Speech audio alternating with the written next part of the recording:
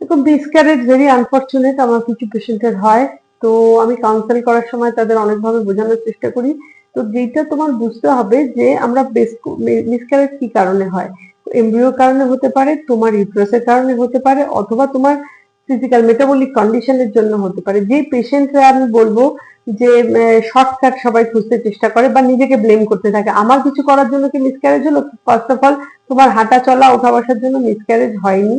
Number two হচ্ছে যে embryo good quality, যেটা আমরা মরফোলজিক্যালি বেছে দিচ্ছি ব্লাস্টোসিস, সেটাতে কনসেপশনের চান্স খুবই ভালো থাকছে। অনেকের কনসেপশন হয়ে যাওয়ার পরেই তো মিসক্যারেজ হচ্ছে। এবার মিসক্যারেজ, হ্যাঁ, জেনেটিক অ্যাবনর্মালিটির জন্য হতে পারে, সেটার জন্য তুমি কিছু করতে পারবে না, তুমি চেঞ্জ করতে পারো না আউটকাম। হ্যাঁ, তুমি দেখতে পারো, দেখলেও চেঞ্জ কি করে করবে? আউটকামটা চেঞ্জ করতে পারবে না। অতএব কোনো একটা টেস্ট করে এটা বলে দিন, তাহলে কি তোমার সমস্যার সমাধান হয়ে যাবে? হবে না।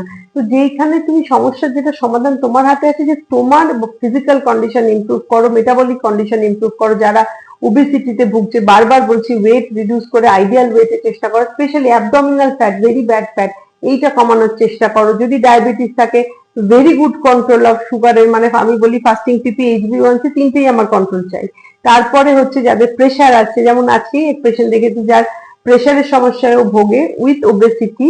তো তাহলে তার এইগুলো হচ্ছে মেন কারণ। সেই প্রেশার কন্ট্রোল করা, সুগার কন্ট্রোল করা, মিনিমাম ডোজে যদি আমি থাকতে পারি। যেমন ধরো কেউ ওষুধ খায় কিছুর জন্য, সেটা প্রেশারের জন্য হতে পারে, কোনো ডিপ্রেশন এইসবের জন্য হতে পারে, এপিলেপসির জন্য হতে পারে।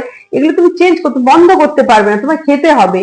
কিন্তু as long as it is safe or relatively safe কিছু ওষুধের জন্য, আর মিনিমাম ডোজে খাচ্ছ, তাতে জিনিসটা কন্ট্রোল আছে, এইটা অ্যাচিভ করতে পারলেই তোমার প্রেগনেন্সিতে মিসক্যারেজের চান্স কমাতে পারবে।